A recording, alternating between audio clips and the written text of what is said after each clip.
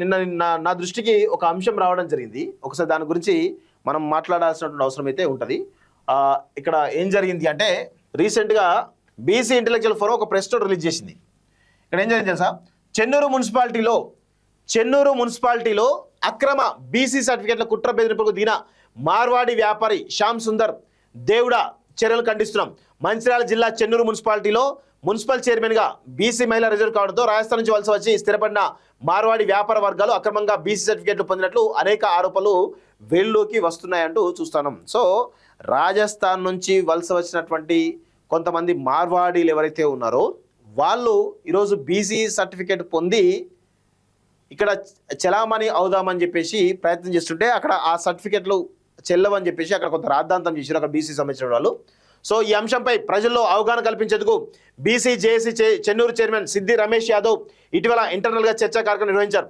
ఈ చర్చ వల్ల అక్రమంగా బీసీ సర్టిఫికేట్లు పొందిన వారికి మున్సిపల్ ఎన్నికల్లో బీ ఫారంలు రాకుండా అడ్డుకట్ట పడింది. దీంతో తీవ్ర అసహనానికి గురైనటువంటి చెన్నూరుకు చెందినటువంటి మార్వాడి వ్యాపారవేత్త శ్యామ్ సుందర్ దేవుడా సిద్ది రమేష్ యాదవ్ను బెదిరింపులకు పాల్పడడాన్ని తీవ్రంగా ఖండిస్తున్నాం. ఇలాంటి బెదిరింపులు ప్రజాస్వామ్య వ్యవస్థపైన దాడి, బీసీ హక్కుల కోసం పోరాడే నాయకులపై దాడులు చేయడం సహించేది లేదు. జిల్లా పోలీసు అధికారులు వెంటనే ఈ బెదిరింపులపై కేసు నమోదు చేసి చర్యలు తీసుకోవాలని డిమాండ్ చేస్తున్నాం. అక్రమ బీసీ సర్టిఫికేట్లపై సమగ్ర విచారణ జరిపించాలని కోరుతున్నామంటూ కూడా చెప్తా ఉన్నారు. సో ఇక్కడ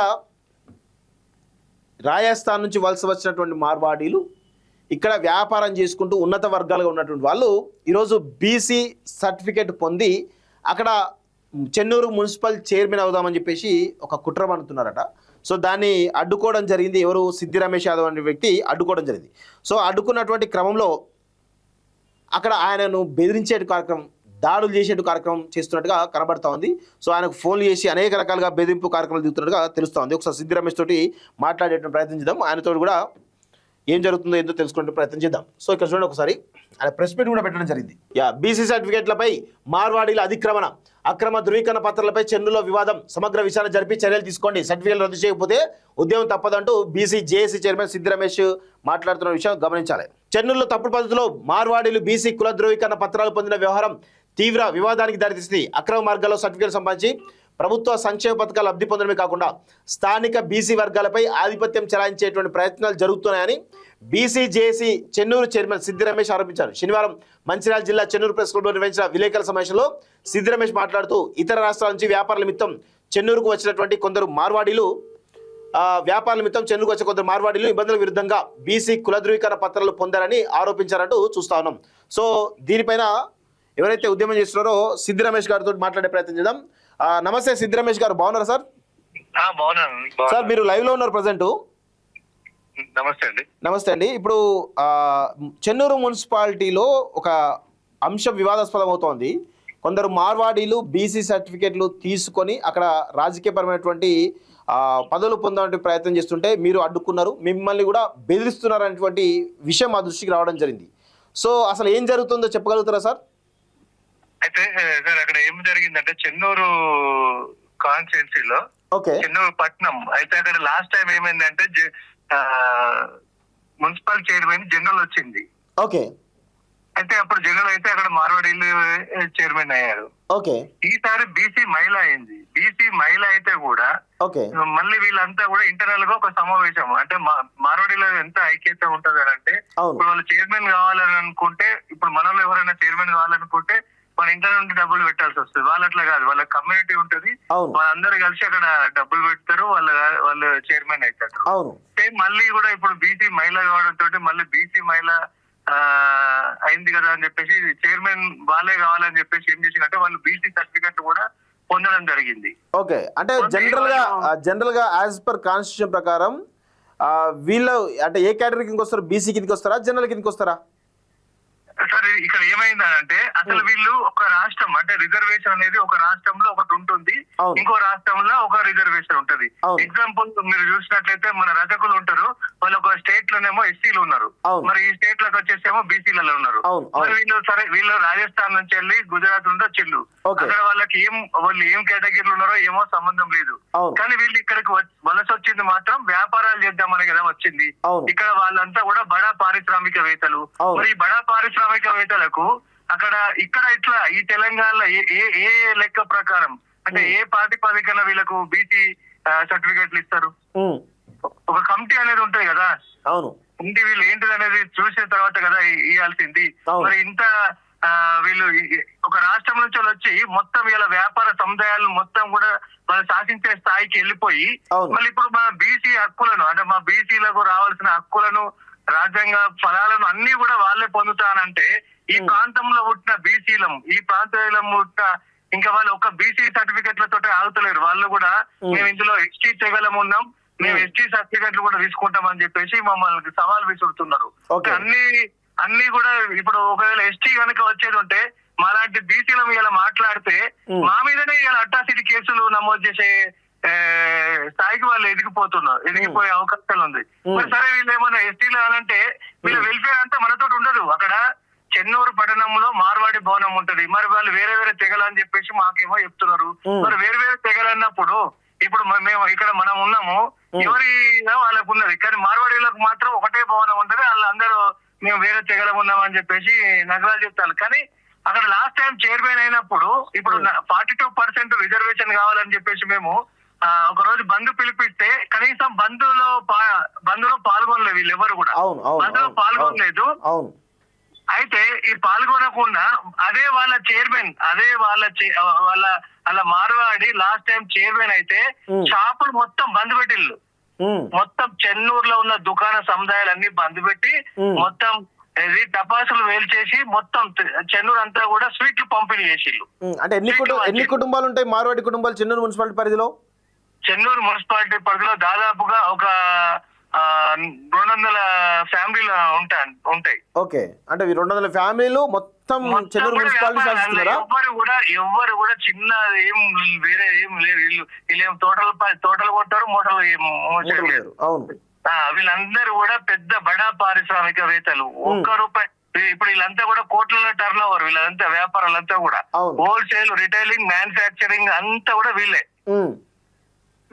ఇట్లాంటి వాళ్ళు ఇలా 42% రిజర్వేషన్ అంటే సహకరించారు, షాప్ బంద్ పెట్టారు. అదే వాళ్ళ మార్వాడి చైర్మన్ అయితే మాత్రం షాపులు బంద్లు పెడతారు, స్వీట్లు వంచుతారు, టపాసులు పేరుస్తారు. ఈ విధంగా జరుగుతుంది సార్ ఇక్కడ. ఓకే, సో ఇప్పుడు బీసీ సర్టిఫికెట్లు పొంది పోటీ చేద్దామని డిసైడ్ అయినరా? అలా పోటీ చేస్తున్నారా? ఏం జరిగింది అసలు అక్కడ? ఏం జరుగుతుంది? పొంది పోటీ చేద్దామని చెప్పేసి వాళ్ళు ఏదైతే ఎప్పుడు కూడా అధికార పక్షంలో ఉంటారు. వాళ్ళు ఎప్పుడు కూడా అధికారం లేని పక్షంలో దాదాపుగా ఉండరు. వాళ్ళు మనలాగా జెండాలు మోసేటోళ్ళు గారు, బ్యానర్లు కట్టేటోళ్ళు గారు, ఫ్లెక్సీలు పెట్టరు. ఏమంటే వాళ్ళు పైసలు పట్టుకపోయి ఎమ్మెల్యే దగ్గర పోయి లైజనింగ్ చేసుకుంటారు. కాకపోతే ఏంటంటే ఇదంతా కూడా మన మినిస్టర్ వివేక్ గారి దృష్టికి తీసుకపోతే అతను ఎవరికి కూడా కనీసం బీఫామ్ కూడా ఇలా చైర్మన్ విషయం పక్క పెడితే ఒక్క బీఫామ్ కూడా ఇవ్వలేని పరిస్థితి ఉంది. మొత్తం స్థానికులైనటువంటి జనరల్ స్థానాల్లో కూడా బీసీలకే బీఫామ్లు ఇచ్చారు. ఓకే, సో ఇప్పుడు బీఆర్ఎస్ నుంచి ఎవరికైనా ఇచ్చారా మరి మార్వాడీలకు? కేవలం కాంగ్రెస్ అయినా అంటే పోటీ చేసింది, ఇంకేదన్నది ఈ రోజు తెలుస్తుంది. తెలిసిన తర్వాత మళ్ళీ మీకు అన్ని అప్డేట్ ఇస్తాం సార్. మీకు ఎవరైనా ఫోన్ చేసి బెదిరించినట్టు కూడా తెలుస్తా ఉంది, అసలు ఏమన్నా అన్నారా? ఏమన్నారా అసలు ఒకసారి చెప్పండి. అయితే నువ్వు ఏంది మా మీద ఇప్పుడు వాళ్ళు అది పెట్టిన తర్వాత వాళ్ళకు బీఫామ్ కూడా రాలేదు. కనీసం చైర్మన్ విషయం పక్క పెడితే బీఫామ్ కూడా రాలేదు. బీఫామ్ రాకపోతే అతను ఏం చేసిందంటే నువ్వు మా మీద ఏంది బాగానే చర్చ పెడుతున్నావు అని చెప్పేసి దబాయించుకుంటూ అంత ముందుకి నాకు ఫోన్లు చేస్తున్నాడు. అయితే నేను ఇక్కడ ఏంటంటే తెలంగాణ బార్ కౌన్సిల్ ఎలక్షన్స్ ఉండే మన అతను పోటీ చేస్తే నేను అతనికి ప్రచారంలో ఉంటుంది, హైదరాబాద్ లో ఉన్నా. ఉంటే ఏం చేశాడు, నువ్వు ఎప్పుడు వస్తావు చెన్నూరుకి అనుకుంటే నాకు ఫోన్ కాల్ ఎప్పటికీ చేస్తూనే ఉన్నాడు. కాకపోతే ఏంటంటే నేను పెద్దగా పట్టించుకోలేదు, ఏముంది అని చెప్పేసి అనుకున్నా. కానీ వాళ్ళు అంతా కూడా టార్గెట్ చేస్తున్నారు, నన్ను ఇది చేస్తున్నారు అనే విషయం నాకు తెలియలేదు. తర్వాత ఒక రోజు నువ్వు ఎప్పుడు వస్తావు అని అడుగుతున్నాడు, పెట్టేస్తున్నాడు. నేను ఎక్కడ ఉంటున్నా అనే విషయాలు కూడా తెలుసుకుంటున్నాను. నువ్వు చెన్నూరుకి రా, చెన్నూరుకి వస్తే నన్ను కలవాలి అది ఇది అని చెప్పి మాట్లాడుతున్నాడు. సరే ఏముంది కలుస్తాం కదా అని అనుకుంటే ఫోన్ చేసి బెదిరించడం కాకుండా నాకు వాట్సాప్ లో మెసేజ్ పెట్టిండు. అంటే ఆయన ఏమనుకున్నట్టే మరి కిరాయిలు అనుకొని నువ్వు చచ్చిపోతే ఇంటికి కూడా తీసుకురారు అది అని చెప్పేసి ఒక మెసేజ్ పెట్టిండు. అంటే సంపుదాం అనే దాకా వచ్చిరా? సంపుదాం అనే దాకా వచ్చేది. ఓకే, సో ఇప్పుడు మరి మీరు పోలీసులకు ఏమి ఇన్ఫార్మ్ చేయలేదా? కేసు పెట్టే ప్రయత్నం? కంప్లైంట్ ఇచ్చినా నాకు అక్నాలజ్మెంట్ కూడా ఇచ్చిండు. మీకు అది చేస్తా ఇప్పుడు ఇంతవరకు ఏం కాలేదు ఇప్పటి వరకు కాలేదు. అంటే ఏమంటారు పోలీస్ డిపార్ట్మెంట్ ఎంక్వైరీ చేస్తుంటారు ఏమంటున్నారు? నేను ఇప్పటి వరకు పోలీస్ స్టేషన్ లో అడగలేదు, కంప్లైంట్ ఇచ్చినాను. దానికి సంబంధించిన అన్ని కూడా మీకు పంపిస్తా సార్. అది కాకపోతే ఎఫ్ఐఆర్ అయితే ఇంకా కాలేదు ఆయన మీద. ఓకే ఓకే ఓకే ఓకే అన్న, thank you very much. Thank you. So ఇది పరిస్థితి మిత్రులారా. అంటే ఒక బీసీ బిడ్డను ఇక్కడికి బతకడానికి వచ్చినటువంటి మార్వాడీలు ఒక వ్యాపార సామ్రాజ్యాన్ని ఏర్పాటు చేసుకొని ఈరోజు అక్కడ రాజకీయ లబ్ధి పొందాం, రాజకీయ పదవులు పొందాం అని చెప్పేసి బీసీ సర్టిఫికేట్ తీసుకొని ఈరోజు అక్కడ చైర్మన్ ప్లాన్ చేస్తే దాన్ని అడ్డుకున్నటువంటి క్రమంలో ఆయనను చంపడానికి, ఆ బీసీ సామాజిక వర్గం సంబంధించినటువంటి వ్యక్తిని చంపడానికి కూడా ఈ మార్వాడీలు బరిదెగిస్తున్నారంటే ఎంత దారుణమైనటువంటి పరిస్థితిలో ఉన్నారో మనం అర్థం చేసుకోవాల్సిన అవసరం అవుతుంది. ఖచ్చితంగా దీన్ని మేము ఎట్టి పరిస్థితులను వదిలిపెట్టే ప్రసక్తే లేదు. 100కు 100% మార్వాడీలు బయటికి వచ్చి క్షమాపణ చెప్పే వరకు వాళ్ళను వదిలేది లేదు. మేము చెప్తున్నాం 100కు 100% చెప్తున్నాం. మార్వాడీలు ఎవరైతే ఉన్నారో రండి, మీరు బయటికి వచ్చి క్షమాపణ చెప్పండి. ఆ బీసీ బిడ్డకు క్షమాపణ చెప్పి మేము బీసీలం కాదని ఒప్పుకోవాలి. మీరు ఎక్కడి నుంచో ఇక్కడికి బతకడానికి వచ్చి బతకండి, మిమ్మల్ని ఎవ్వరేమనరు. మీరు న్యాయంగా బతికితే, న్యాయంగా బిజినెస్ చేసుకుంటే ఎవ్వరు కూడా ఏమనరు. కానీ స్థానికంగా ఉండేటువంటి వ్యాపారులను పొట్టగొట్టి, స్థానిక వ్యాపారులను పొట్టగొట్టి వాళ్ళ జీవితాలను చిన్నాభిన్నం చేస్తామంటే కుదరదు. స్థానికంగా వచ్చి మా పెత్తనమే చెలాయిస్తాం, 100 కోట్ల రూపాయలు ఇచ్చేసి మా పెత్తనం చెలాయిస్తామని అనుకుంటే మాత్రం 100కు 100% దీనికి తీవ్ర ప్రతిఘటన తప్పదు. మేము ఎట్టి పరిస్థితుల్లో వదిలిపెట్టాం.